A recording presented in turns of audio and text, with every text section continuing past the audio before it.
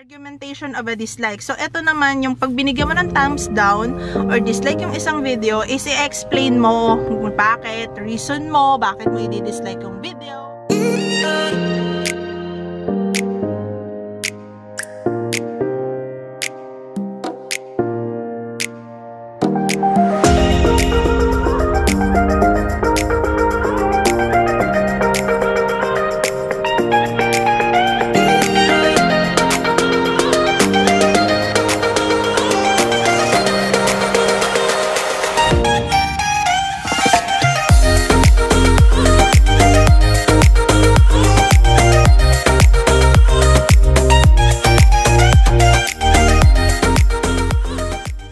Welcome back to my channel and welcome for today's vlog. So, ang bala ko sana ngayon is sasagot ako ng questions, yung mga random questions na tinatanong sa akin madalas dito sa YouTube. So, mayroon akong dalawa. Una is, paano ko na-private yung aking like and dislike button, and then paano ko na-private yung aking subscriber count. And then, second naman, pag yun yung tinatakal namin, biglang isisingit is, bakit ko pinrivate yung aking likes and dislikes, and then yung aking subscriber count. Kakaligo ko lang kasi. Basta pa yung tenga ko. So, ayun yung isa ko pang itatakal. And then, balita ko kahapon, naka-receive ako ng email sa YouTube na balak din yata nilang close or parang i-alisin yung dislike button. Kasi 'di ba, yung YouTube Rewind is isa or yun na nga yata yung pinaka-dislike video noong 2018. So dahil YouTube tapos yung YouTube Rewind nila, yung pinaka-dislike. So naisip nila na parang alisin. May mga iba pa doon eh. Hindi pa naman siya totally i-alisin, parang pag i-dislike mo yung video, kailangan mo pa i-explain kung bakit. So may mga ganun kasi mamaya sasabihin ko yon. And then, naalis lang kami ngayon kasi pupunta kami sa Pampanga. And I'm so excited kasi nung bata kami, lagi kami pupunta doon. Nung hindi pa ako INC, lagi kami nakikipiesta dati sa Pampanga. So, childhood memory siya. Ang tagal ko nang hindi nakapunta doon. Then, itatakbo namin si Papa sa Subic. Kasi nga, yung papa ko, kung mapapansin nyo sa mga vlog ko, lagi siyang wala. Kasi KJ yun. Pag sinabi mo kung saan pupunta, hindi na siya sasama. So, mamaya itatakbo namin siya. Nag-usap-usap na kami ng husband ko and mother ko. And andubi pala ng camera ko. So, yun nga. Samahan nyo ako dito sa aking vlog. And, bakit ko nga ba talaga sinasarado or pinaprivate yung aking YouTube account? Pinipilit niyang abangan na, anong palabas yan? NBA All-Star. Nanonood sila kanina dito, NBA All-Star. Pero ayan, dahil nandito na kami sa San Simon.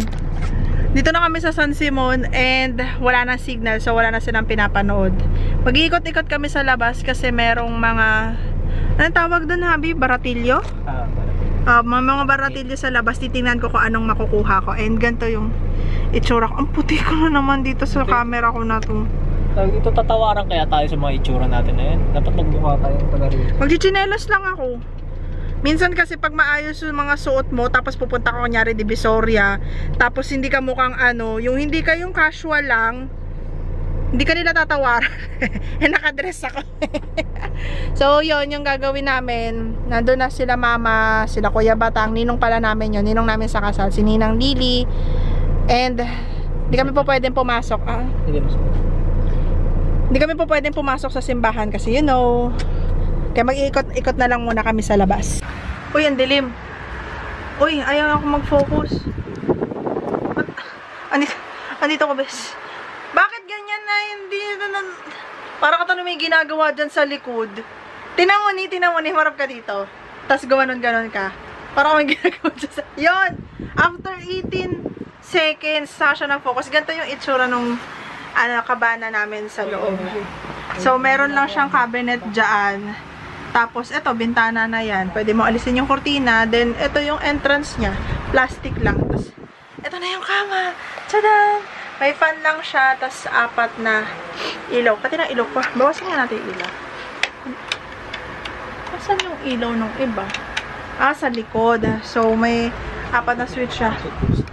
Ha? Nag-iikot din mga aso pusa. Doon siya sa labas. Yan. Mga parents ko nandoon. Puntahan ko kaya. Pipicturean ko sila. Sige, tama. Pahawak lang ha. Talbos lang yung sarap. Tapos sa liwayat talbos yung sarap. Ano yun? Ano yan, Mang? Mama, para pwede pa hit.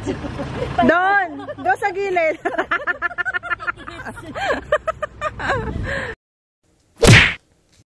Ako ng spike. Ay, adik. May bronzong dito. Adik. Abi, bye-bye. Abay. Yung aso. Ha? Yung aso. Ano meron sa aso? Bakit pala dito? Nakasagasa ka ng aso? Ah, pag yun oh. Akin na, susi. Maglilipat bahay gang ako. Yung bag ko.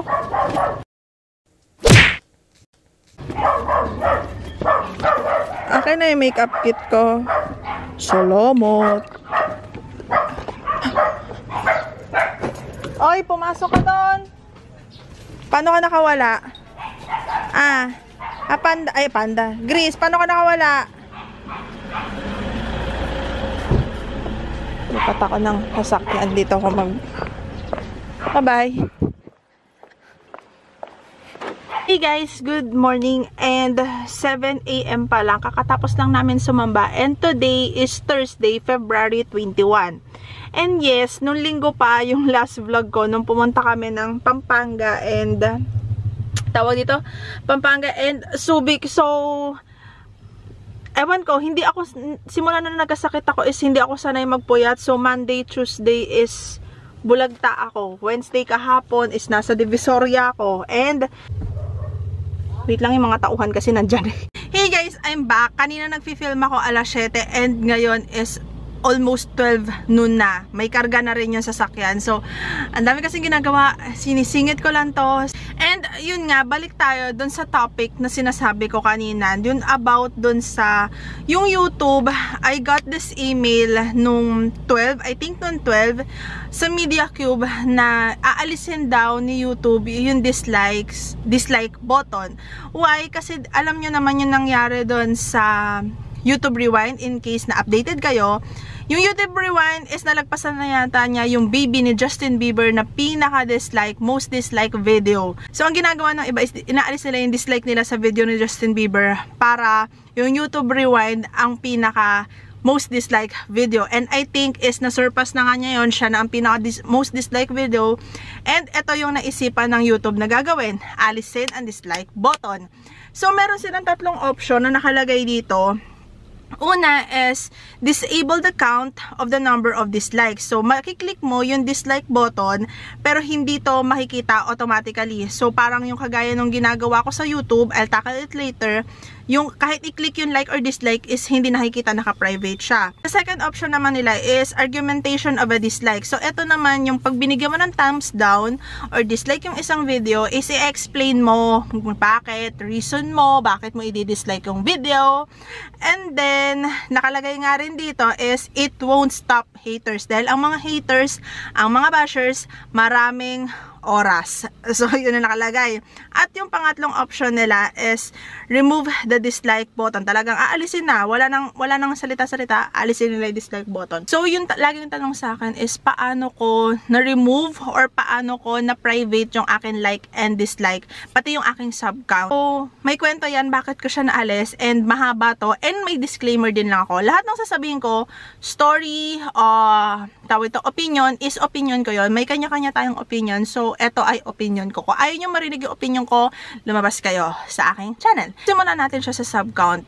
Inalis ko or pinrivate ko yung sub count ko around November, December, yung time na hindi ako masyadong updated sa YouTube. Meron akong 2 reasons. Una is comparison, kasi dahil, maraming mga small YouTuber na kagaya ko na nandito sa Philippines, mga friend ko yung iba sa FB, sa Instagram, sa Twitter, so madalas na nagkakaroon ng comparison. No, compare mo yung channel mo sa channel ng iba, ikaw kunyari matagal ka na, pero yung sub count mo is mababa pa lang, and then siya is kabago-bago lang, pero maganda na yung, okay yung sub count. Anong ginagawa mong mali? Parang ganon. Ako, 2 years na ako sa YouTube, pero hindi talaga ako ganon ka-focus. I checked the list of my videos, and parang nasa 160 plus pa lang siya, more on travel vlogs. So, papasok doon yung second reason ko ko bakit pinrivate ko yung aking sub count. Yung aking engagement is super baba. Kinlose ko yung aking subscriber count, nasa pa 3,000 na ako, and upon checking today is tumataas siya, hindi ako pababa, pero yung views ko is pababa. So, yung views per minutes ko is pataas, pero yung views ko pababa. So, analytics yon sa YouTube Studio. Yung subscriber ko is pataas din. Positive siya, plus 80, plus ganito, yung may mga plus number sa YouTube Studio na app, dun yun makikita. So, para sa akin is nababother din ako dun. Kaya, yun din yung isang reason na yung subscriber count ko ay pinrivate ko. So, sa tutuusin, honestly speaking naman, is mas prefer ko yung mataas yung views ko kaysa sa subscriber count ko. Like my status today, nakikita ko yung subscriber count ko is improving and it's still improving. Pero yung views ko talaga ligwak. So, iniisip ko tuloy sa sarili ko na ano ba yung mali sa content na ginagawa ko or parang ganito. So, nababother na ako. Ever since na pinrivate ko yung aking subscriber count, upload lang ako ng upload. Nag-e-enjoy lang ako sa ginagawa ko. Mga memories ng travel, yung mga pag-sharing ko ng ideas. Hindi ko na masyadong binibigyan ng focus. So,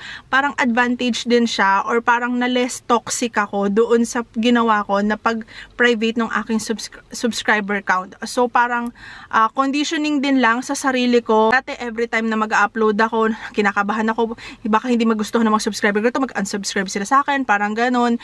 Eh ngayon, upload lang ang upload, bahala kayo, magsusubscribe kayo, pero sana manood kayo. Yun lang. And then next is yung likes and dislikes. So, pagdating dito is may story ako, bakit ko kinlose yung likes and dislikes ko. Close ako ng close, private misang. Bakit ko pinrivate yung likes and dislikes ko? Around a year ago is parang nagkaroon ng dun sa circle ng mga kakilala ko sa YouTube, parang nagkaroon kami ng parang argument, and then meron ditong this lady na napagtulungan, pinupuntahan namin yung video niya, and then dinidislike namin. Sama, bully, parang sinabi nga ng YouTube is mga mob haters. So pumupunta sa isang YouTube video and then dinidislike, tapos I taste my own medicine. So, yung isang video ko na tinadtad din ng dislike na umabot ng 20, and then may mga random person, random account na nagko-comment dun sa baba ng mga random stuffs na nagbabody shaming, mga kung ano-ano sinasabi sa'yo. So, parang yun nga sinasabi ko, I taste my own medicine. Yung ginawa ko sa ibang tao, bumalik din lang sa akin. Ang bilis ng karma. So, that time is para matigil na yung mga dislike na yan, is kinlose ko, pinrivate, isang private nga pinrivate ko yung aking likes and dislike. Up until now, napapansin ko sa YouTube ko, medyo kung titingnan ko yung views ko pagdating sa likes and dislikes, hindi sila masyadong nagkakalayo. So, natigil yung kakadislike sa video ko. So, natigil yung mga kakadislike sa video ko. May mga dislike pa rin ako, 3 na yung pinakamarami, pero yung talagang video ko na yun na parang hindi umabot na rin sa 1,000 views yun ngayon pero yung count nung dislike ko is hindi ganun tumaas. Parang napending na lang siya sa ganun yung dislike bago ko i-close yung aking subscriber, yung aking likes and dislikes. So, nagawa ko, naranasan ko, and I hope is wag nyo nang gagawin. Medyo meron talaga tumadating sa point na napaka-immature na mag-isip. Parang ako nung time na yon, parang mag-1 year. 1 year pa lang ako sa YouTube noon, and yun yung naisipan kong gawin. And then nung na-experience ko, ayoko na. Ako yung mismong, sige, I lose. Ipa-private ko na lang yung YouTube ko kasi hindi ko kaya yung nakikita ko sa aking channel. So parang ganun. Yun lang, like I said nga is, kung ano yung ginawa mo sa ibang tao, yun din yung gagawin sa'yo. So, stop it na. As much as possible, ini-enjoy ko lang yung pag-YouTube. Hindi naman talaga ako fully pledged kasi you know naman na hindi lang ako content creator. Meron din ako mga negosyo na hinahandle. Hindi ako ganun kalaking negosyante, pero may mga business akong hinahandle. So, hindi ako makapag-focus. Pagdating naman doon sa paano mo siya ipa-private, actually, nasa settings lang yun. Maglalagay na lang ako ng screenshot somewhere here. And then, yung link din nung Media Cube, yung email ng Media Cube na yun, ilalagay ko na rin lang sa description box para mabasa nyo rin. Kasi binigyan ko lang ng pahapyaw, siningit ko yung aking thoughts about dun sa bakit ko bakit ako nagpa-private. Ine-enjoy, ninanamnam ko ang pag-YouTube. Nakakatawa rin kasi, lalo na pag ganito, wala naman akong ginagawa. Sinisingit-singit ko, nakakapag-usap ako, na ilalabas ko yung random thoughts ko na kailangan yon. Sinabi ng therapy ko yon na kailangan may labas ko yung mga thoughts na nasa isip ko para mabawasan yung anxiety and depression ko. So, yun lang yung masasabi ko. And like I said kanina, yung disclaimer ko, thoughts ko yon, opinion ko yon. Magkakaiba tayo ng opinion. So, if you want to share your opinion, go ahead. Do it sa comment section below. And I'll end my vlog here. Kasi, parang feeling ko ang haba na ng vlog na to. Galing pa ako sa Subic. Nagpunta pa kami ng Pampanga. Nagpunta kami Subic. And then, ngayon, naghati-hati pa. Gusto ko na magpalit ng damit. Damit ko pa to kanina sa pagsamba. And I'm so sorry kung dito ako nag-film. Kung hindi ko nasabi kanina. Dito ako sa sasakyan nag-film ngayon dahil busy. Umalis na yung truck sa likod ko and may karga pa tong sasakyan. Today is Thursday and thank you guys for watching. See you guys again on my next video. Bye bye!